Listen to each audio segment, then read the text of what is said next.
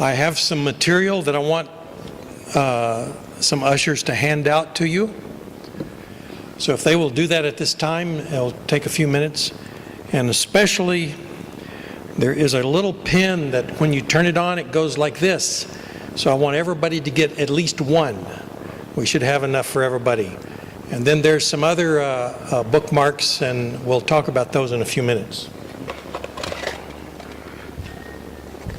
We're going to introduce to you a new member of the North American Division Stewardship Department.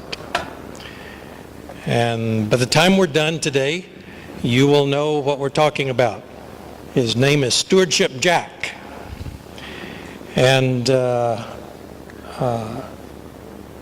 presentation that we want to do talks about teaching children the principles of stewardship. It's not an easy task. It's almost like walking into a stiff headwind. But we want to talk about this topic because there is very little material available when it comes to teaching children principles of stewardship. And we've been working at this for a couple of years, and we are in the process of really making some headway.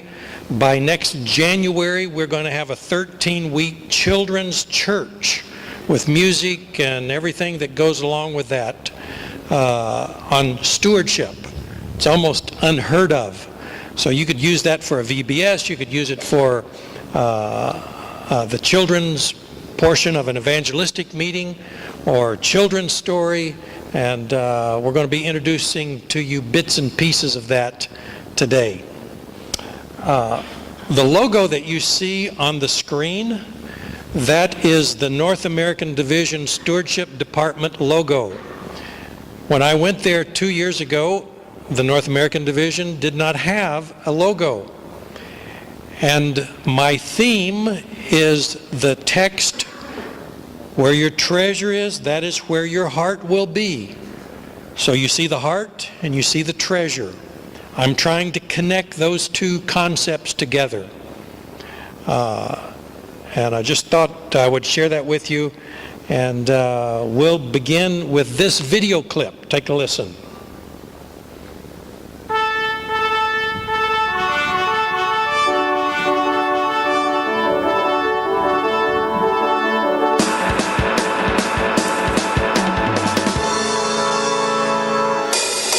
Look at you, lucky you, got a brand new toy. It's not fair, I can't share, not that kind of boy. Now it's mine, should be mine, but I've got no joy. Gotta get more stuff. You got that, I want that, but I want much more. Got me one, lot more fun from a better store. Got the lead, sure it's free, racking up for sure. Gotta get bigger, better stuff. I'm going to the mall and I'll get everything I want and more. Jackets and boots and magazines, oh look, there is my favorite store. Laptops and games and PDAs and cell phones make me happy. I want CDs and MP3s and a player to make them play.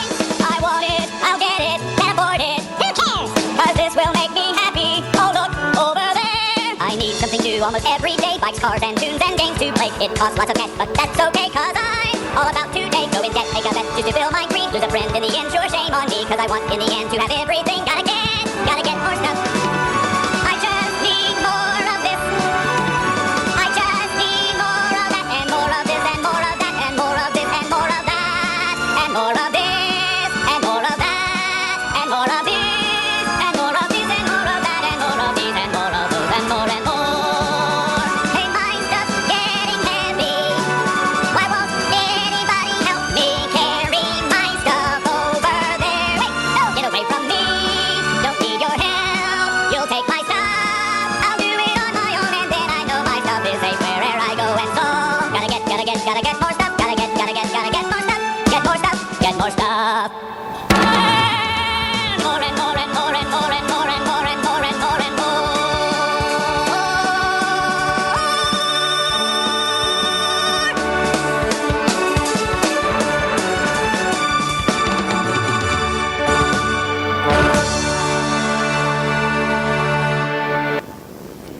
Are you okay? Okay. But you've never heard that song sung that way before, have you? More stuff, more stuff. Why do we want to teach stewardship to children. One of the reasons is because we want to pass the gospel torch on to the next generation. And when we have these young children in our responsibility and in our care, we want to plant seeds in their minds that as they grow, they will act on those. Just for this example, if you have a tree in your yard and you've planted it and it is a small tree, you can bend that tree almost any direction you want to. But once it's there for a number of years, you can't move it around very well. It's sunk in its roots, it's grown, it is rigid, it is hard, and you can't change it. But when children are young, in the proper fashion, in an appropriate manner, we can help give them direction in their life that will pay big dividends, so to speak, as they grow up. Let me tell you a story. Somehow or another, my father passed the gospel torch on to me. And I don't know how he did that. But I'll just tell you one example. I went home from academy. I was about 17 years of age. And he said, "John, let's go to the grocery store." Now, in America, it is not cool if you're 17 years old and you go with your father to buy groceries. That's the last place you want to go. But I went. And we were buying stuff in the grocery store, and he was buying food and everything. And I do not know why we were on this particular aisle, but I slipped a 6-pack of beer into the grocery cart. And my father was a Seventh-day Adventist minister. And he knew the people at the checkout counter. And I thought, this is really going to be good when we get to the checkout counter. And it was really good when we got to the checkout counter. He was making conversation with pleasant smiles and sparkling eyes to the cashier. And then he would look at me, and I could see the fires of hell in his eyes, wondering, why did I bring this 6-pack of beer? And I just kind of very humbly got that 6-pack and went and took it back and never did that again. Somehow or another, he passed the gospel torch on to me. And I wish that we could find all these parents that have been successful in doing that and clone them so that we can multiply the success rate of our kids staying within the church. Suffer the little children and forbid them not to come unto me, for such is the kingdom of heaven. Are you aware that when these little kids would come and sit on the lap of Jesus, he would actually sing to them? I would have loved to hear Jesus sing. I don't think it would have been country music though, but he would have had some beautiful Hebrew melody as he would sing to these kids. Here's the first principle that we need to teach our children. God is the owner. The earth is the Lord's, the fullness thereof, the world, and they that dwell therein. Do you know how many people there are in the world? Some mathematician decided to find out. He didn't have enough to do. So one figure is 7,116,402,878 people, all from one man and one woman. And God says, that's not a problem. I own them. I can just imagine God thinking, I didn't know they were going to populate the planet like that, but that's not a problem. I own them. It says the earth is the Lord's, the fullness thereof. You can take all the insects in the world, put them on a scale on this side, all the humans on a scale on this side, and the insects will outweigh the humans. There's 90 to 100 species of animals per day going extinct. And God says, I know that, but I own them. I've got good news for you. God owns everything. He owns the clothes on your back. He owns your Samsung cell phones. He owns your iPhones. He owns your car. He owns the tools. He owns the clothes in your closet. He owns the money in your bank. He owns everything. The bad news, are you ready for this? You don't own anything. Ladies, you do not own the shoes in your closet. You don't own the combs that you use to comb your hair and to brush your hair. Men, you don't own those screwdrivers. You don't own those kitchen utensils. For some of us, that ought to bring relief when we recognize God as the owner. That's what he says. Somehow or another, we've got to pass that concept along to our kids. Are you aware that marketing people are trying to get your children to be their customer from the cradle to the grave? They say it is cheaper to have them their customer from cradle to grave than it is to get them away from another competitor. So the first point is, God owns everything. By the way, do you know how many cows there are in the world? 1.5 billion. Most of them live in India. Yeah, go figure that one. Now, if you are a cow in Canada or the United States, It's not healthy. they don't have a good outcome. I've actually driven in my automobile for mile after mile after mile, and on one side of the road is nothing but cattle feedlots. And the government got after these producers because these animals, they eat and then they got to get rid of it. And the feedlot personnel was scooping that up and mixing it with the new feed and feeding it once again to the animals. It was a vicious cycle. And they were selling these animals before they were getting sick because they just shoot them full of hormones. Well, I'm not trying to make anybody vegetarian here, but look, there is something called the stewardship of health. You know that? We hadn't talked much about that, but I could.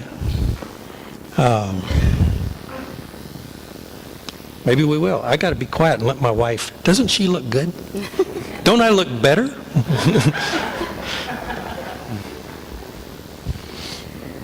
So, why teach stewardship to children? Why do I have a passion to teach stewardship to children? Well, one answer to that is to look at consumerism and how that affects children. It used to be that children's top aspiration would be like a great athlete or a celebrity or to be very smart. But now children's top aspiration is to be simply rich. Some statistics on marketing in children say that 18 months old recognize brand name logos. 2-year-olds ask for products by name.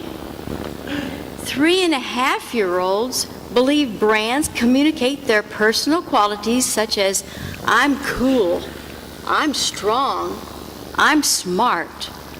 And 6 and 7-year-old girls are asking for the latest fashion, using nail polish, and singing pop music. Children 4 to 12 years of age made $6 billion worth of purchases in 1989, but in 2002, they made $30 billion of purchases. That's a 400% increase. In America, kids and teens are the epicenter of the American consumer culture. They are targeted by psychologists, groups of professionals, find out what makes that child, that baby, that tween, or that teenager tick, so that they can zero in on them to sell their product. So what does this have to do with stewardship? It's coming. The number one spending category, a third of the total, is for sweets, snacks, and beverages. That is astounding and concerning when we correlate that with statistics that since 1980, obesity rates for children has doubled, and for teens it has tripled. Weight-related diseases that used to be just for older folk, such as hypertension and diabetes type 2, are rapidly on the rise. And unfortunately, alongside obesity comes excessive concern with thinness and body image and a host of eating disorders. Involvement in consumer culture causes dysfunction in the form of depression. Remember, we're talking about kids, anxiety, low self-esteem, and psychosomatic complaints. This is supported by studies such as the Pediatric Journal study, where they have found that rates of emotional and behavioral problems among children aged 4 to 15 soared between 1979 and 1996. And there was a very large study entitled The Methods for the Epidemiology of Child and Adolescent Mental Disorders. And listen to this, 21% of kids 9 to 17, that's one-fifth, had a diagnosable mental or addictive disorder with at least minimum impairment. In recent decades, suicide rates have climbed, and suicide is now the 4th leading cause of death in children ages 10 to 14. So the conservative take on these trends is that we've produced a generation of couch potato kids scarfing down chips and sodas and sweets and snacks, driving their parents crazy over the $100 sneakers they want because everybody else has them. They're spoiled, unable to delay gratification, and they're headed for trouble. So now the question, what impact does this have on our Seventh-day Adventist children and youth? What impact does it have on the mission of the Seventh-day Adventist movement, which, contrary to prevailing cultures, requires unselfish service and use of time, talents, and treasure that God has entrusted to us? Well, the point I want to make here is, as advertisers excel at teaching young people that they need to buy their products, we must much more excel in teaching them good stewardship. Stewardship, rightly understood, is really the antidote to all the isms, and that's why I have a passion for it. The isms of meism, materialism, consumerism, secularism. Instead of a shallow spirituality without accountability so commonly seen today, it carries a deep, relational, life-changing spirituality that is accountable to God, our owner and our creator. John has already discussed the prerequisites for being a good steward, and that is, first of all, conversion. You've got to have a good conversion experience for that child, and then they need to recognize that God is the owner. And based on these, we would like to examine 7 principles that, if effectively taught to children, can result in shaping super stewards, happy, well-adjusted, and generous children. When you look at children, they find that girls before the age of puberty are much more positive than boys are. But once that time of change comes in their lives, the girls become more susceptible to depression and the boys become happier. I don't understand what they're doing with that, but we know when changes happen in life, it affects the thinking of these young people. Number 1, to be faithful. That is a requirement. Moreover, it is required in stewards that one be found faithful. What is the minimum requirement of a steward? If you're going to follow Jesus, what's the minimum requirement? If I was going to do the least amount, it would be simply to take the step and return 10%. Now, we could explain all that in further detail, but I think you understand that. But we're suggesting that is the minimum requirement. Now, you have in your hands a little card that has a picture of Stewardship Jack on it. This is a tithe calculator for children. I received a phone call from one of our churches the other day, and this lady says she took this and taught her kids, her teenage daughters, how to return tithe. And this one teenage daughter says, well, Mom, I don't want to just give 10%. Everything that I've earned, I am going to give in tithe and offering. So as they looked at this, they could actually visually see how to do this. So whenever we are teaching our children, we've got to teach them to be faithful. Have you ever seen this movie called Hachiko? It's the story of the most faithful dog that has ever existed. And it's a tear-jerking movie if you want to watch a TV motion picture. Listen at what Ellen White says about animals. This comes from Ministry of Healing 3:15. The intelligence displayed by many dumb animals approaches so closely to human intelligence that it is a mystery. These animals see and hear and love and fear and suffer. They use their organs far more faithfully than many human beings use theirs. They manifest sympathy and tenderness toward their companions in suffering. Many animals show an affection for those who have charge of them far superior to the affection shown by some of the human race. If animals attach themselves to us, what do you think we ought to be doing with the relationship with God Almighty, who has loved us, who died for us, who understands how we are made? It's enough to say, I want to be faithful. Number 2, we've got to have happy kids. These are characteristics that will help these children grow up to be well-balanced adults. He that handleth the matter wisely shall find good, and whoso trusteth in the Lord, happy is he. What's interesting is in psychology, they have discovered 7 characteristics, or 7 activities, I should say, that will increase happiness. And I don't know if I can name all 7 of them, but I'll get a number of these. Number 1 is to meditate. Now, I am not talking about the spiritual formation concept that's floating around out there. I am not talking about a particular type of persuasion that says empty your mind until you come to this level of oneness. What I am talking about as far as meditation is concerned is we've got to teach our kids to meditate on the truth of Scripture. Ellen White mentions meditation 540 times in her writings. And it is a big difference whenever I sit down and I'm going to try to meditate on the truth of Scripture as opposed to emptying my brain or doing some other type of thing that leads to the emotional mix that says, okay, now I'm going to base all my decisions on emotion. So meditation is one. Finding something to look forward to is another point that will help young people to find happiness.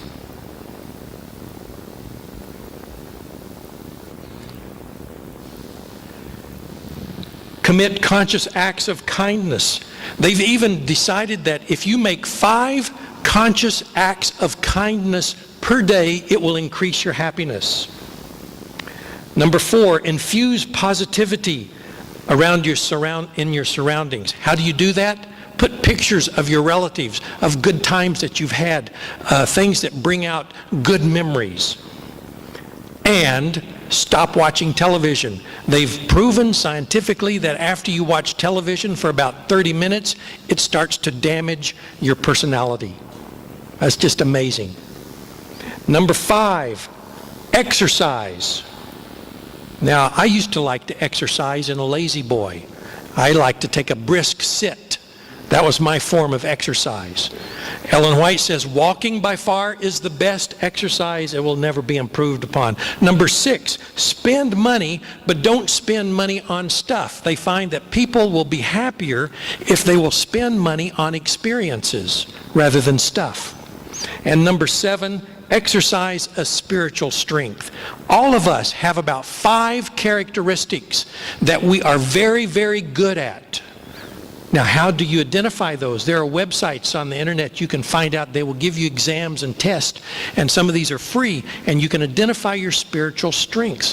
What you do is you nurture and you cultivate those spiritual strengths. You become happier. We've got to teach some of these principles to our kids. Honest, providing for honest things, not only in the sight of the Lord, but also in the sight of men. This is the characteristic where you find that basic minimum requirement of steward, tithing. According to Malachi, it is a matter of honesty. However, it is a topic that many people, even Christians, find difficult. Young parents live in this world where their generation generally either has suspicions or mistrust of institutions, which is like church organizations, or they find them irrelevant. Concern for these young people and their children is really what changed a hobby of mine from rhymes and funny photos into a ministry for children and their parents. And I'm hoping that stories about one of God's creatures will disarm and draw people to follow stewardship principles. And so now that you've been wondering what all these dog pictures are up here, I want to introduce you to Stewardship Jack. He is a curly, black, affectionate golden doodle dog who willingly allows me to photograph him in hats and in all sorts of situations. He has been the featured children's stories in churches, and one church designed their whole children's church service theme around tithing and Stewardship Jack. And it made a positive impact, and we are still hearing about it. All of these things have led to an evolving program for children called Stewardship Jack. The first product is one of 3 books, and it's called Jack Gives Back. And this book talks about tithing in a very whimsical manner of just little rhymes and funny photos. In the back of that book are also activities for parents to do with their children, or if you have it in a Sabbath school class or a teacher in a classroom, they can use that. Some of those activities are also located on, yes, Stewardship Jack has a website, stewardshipjack.com. There are some free materials. We hope to keep getting more and more activities and materials available on that website. If you take your kids and turn them on, I want to teach you this song. 1 penny, 2 pennies, 3 pennies, 4, 5, 6, 7, 8, and 2 pennies more. 10 little pennies, but they're not all mine. I'll give God the first one, and I will have 9. 1 penny, 2 pennies, 3 pennies, 4, 5, 6, 7, 8, and 2 pennies more. 10 little pennies, but they're not all mine. I'll give God the first one, then I will have 9. This is how we should give back, 1 of every 10. Pennies, silver, gold, or cash, let's count them all again. 1 penny, 2 pennies, 3 pennies, 4, 5, 6, 7, 8, and 2 pennies more. 10 little pennies, but they're not all mine. I'll give God the first one, then I'll give God the first one, then I will have 9.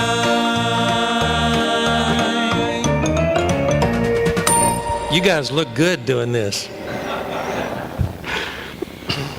That is one of the rhymes in this book, number 1. And we've actually seen them do this at Children's Church, and that little melody sticks in the mind of these young children on a principle that is very, very important. Number 4, we're talking about principles to teach our children in regards to being good stewards. And number 4 is being grateful. Giving thanks always for all things unto God and the Father in the name of our Lord Jesus Christ. Generosity stems from gratitude. Even secular people understand that.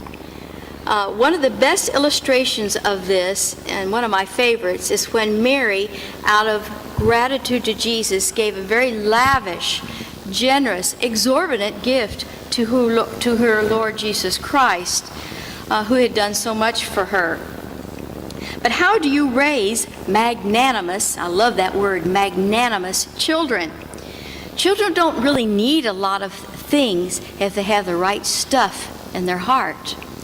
And if we really want to nurture gratitude, we need to give them less stuff.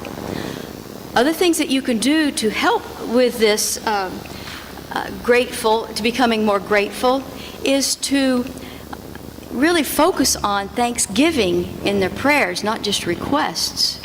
Another thing is to really remind them to thank people for things, maybe thank you notes or just verbally thanking people.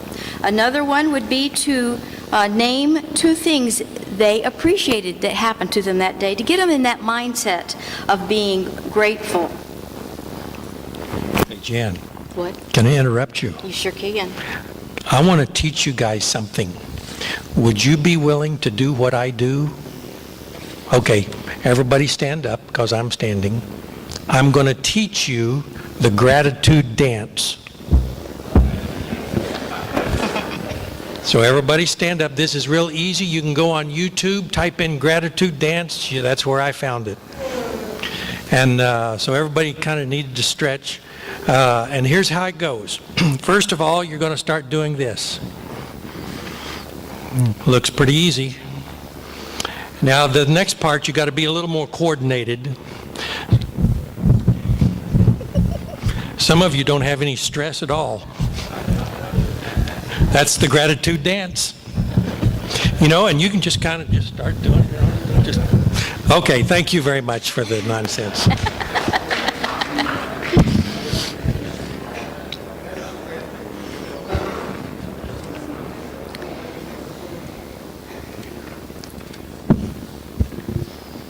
Behind me, you will see a video that I'm going to let run.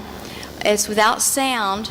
What it is a video that we're producing on Jack and some of the tricks, using them to illustrate stewardship of money and the topic of gratitude. There's a story that is told about a very wealthy but miserly man who went to see his rabbi, and the rabbi said, "Oh, come on in." And he led him to a window, and he told him to look out the window, and he said, "What do you see?" And this rich man said, "Well, I see men, and I see women, and I see little children." Then he took him to the mirror, and he says, "What do you see there?" And he says, "Well, I see myself." And the rabbi smiled, and he said, "You know, the window is made of glass, and the mirror is made of glass. The only thing that's different is the silver. And once there's a silver on the glass, then all we see is ourselves."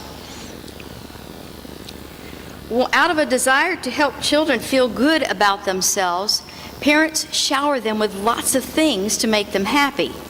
What needs to be done is to teach them to look out of the window at others instead of in the mirror at themselves. So how do you do that?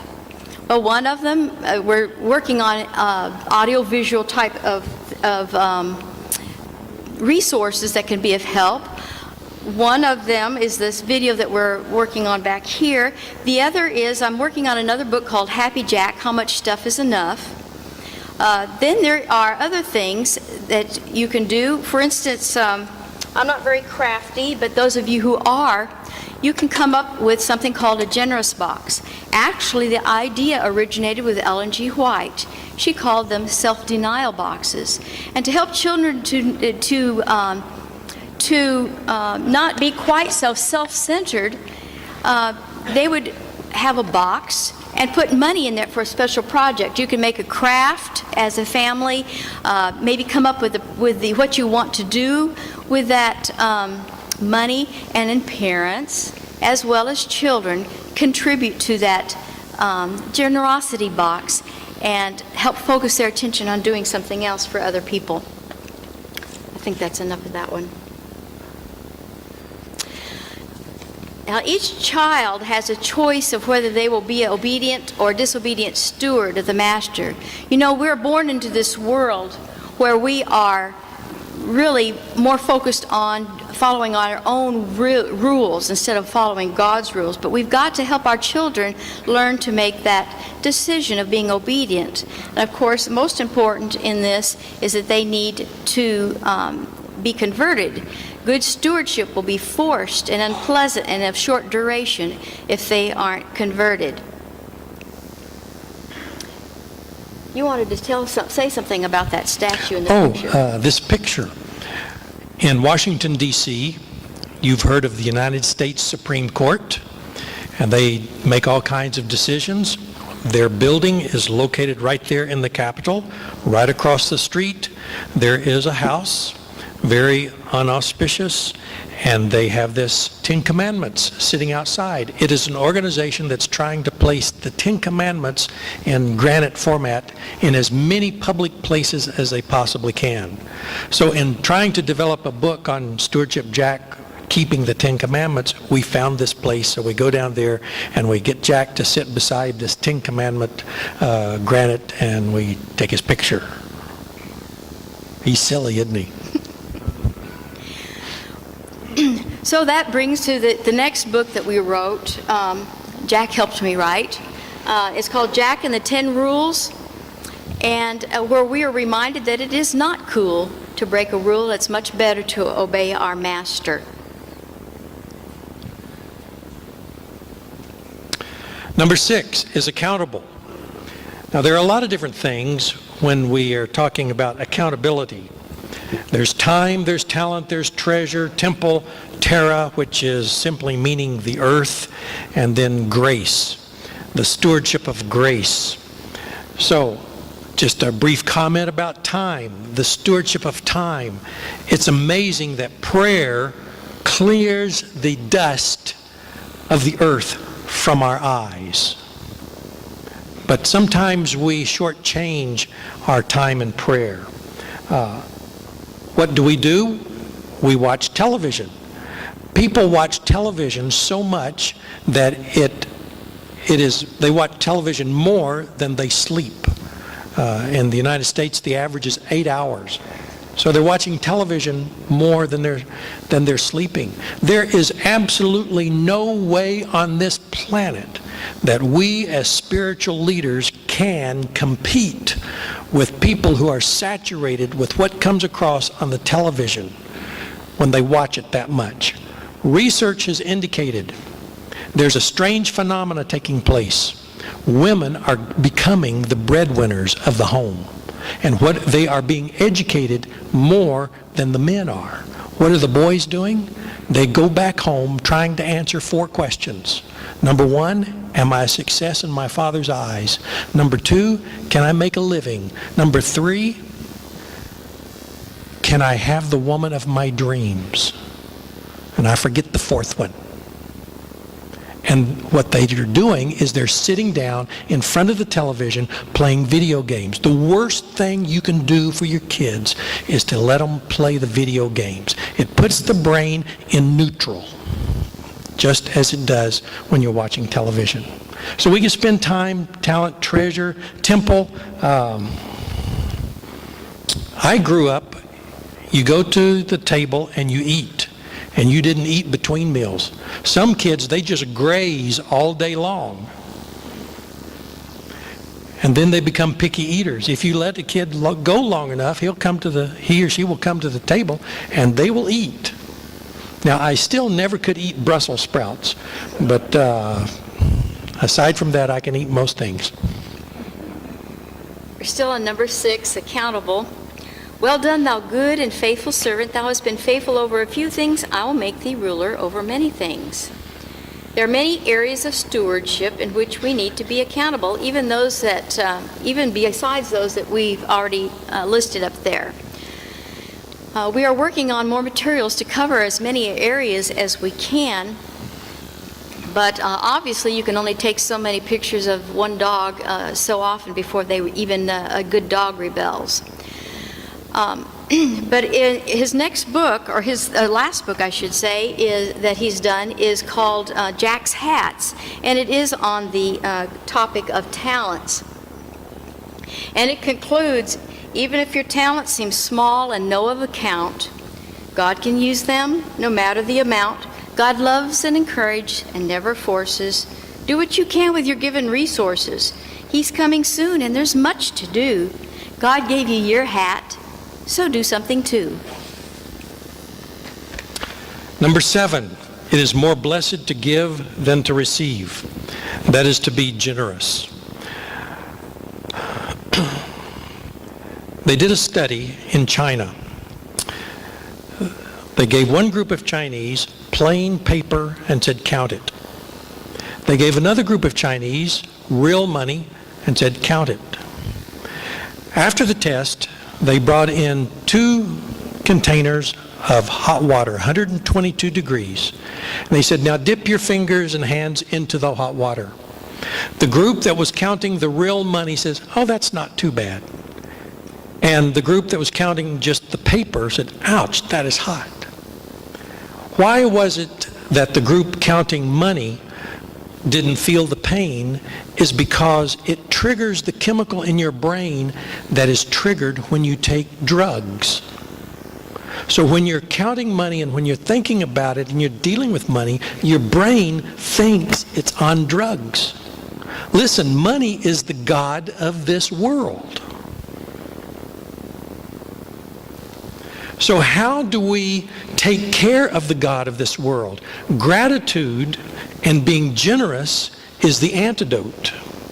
That's why we have this little Jack calculator, and you also have one that is for adults, and you can visualize that. We need to model giving. How do we do that? I had a motorcycle, a 225 Yamaha, and I loved to ride it. I decided one day that I would sell it, and I sold it for $2,000. I paid $3,500 for it.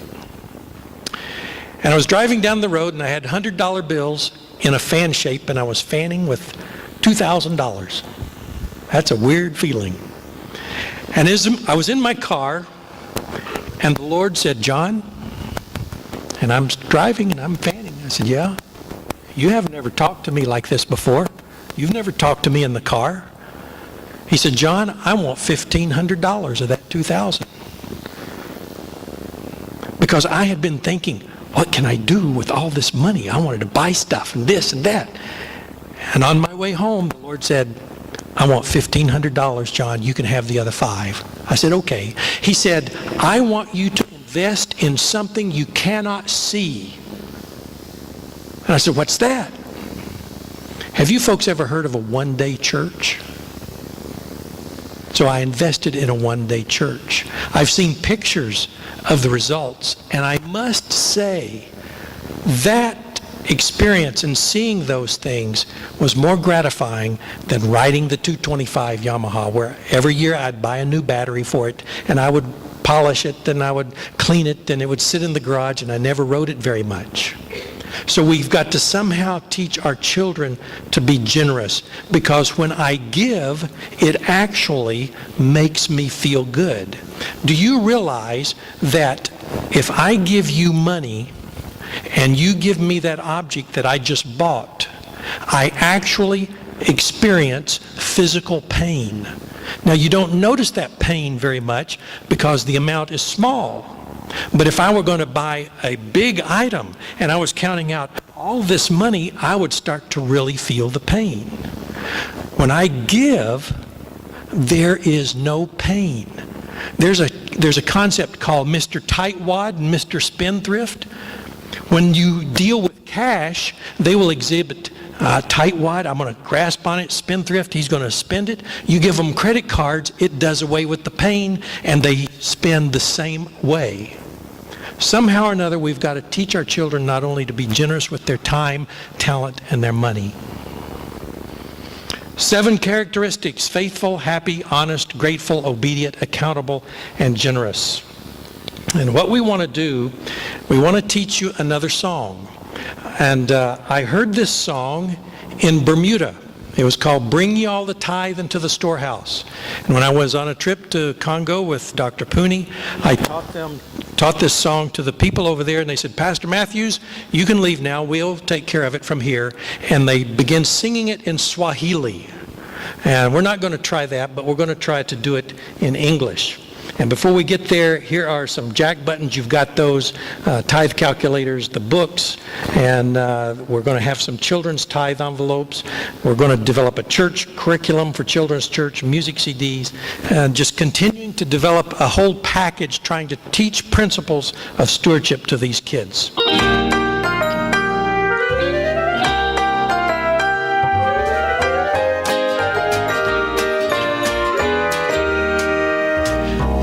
Bring ye all the tithe into the storehouse. Give back what God has given to the storehouse. The church has work to do. Give back what He has given you. Bring ye all the tithe. Bring ye all the tithe. Bring ye all the tithe into the storehouse. Sing with us. Bring it all the tithe into the storehouse. Give back what God has given to the storehouse. The church has work to do. Give back what He has given you. Bring ye all the tithe. Bring ye all the tithe. Bring ye all the tithe into the storehouse. One more time. Bring ye all the tithe into the storehouse. Give back what God has given to the storehouse. The church has work to do. Give back what He has given you. Bring ye all the tithe. Bring ye all the tithe. Bring ye all the tithe into the storehouse. Thank you very much. God bless you.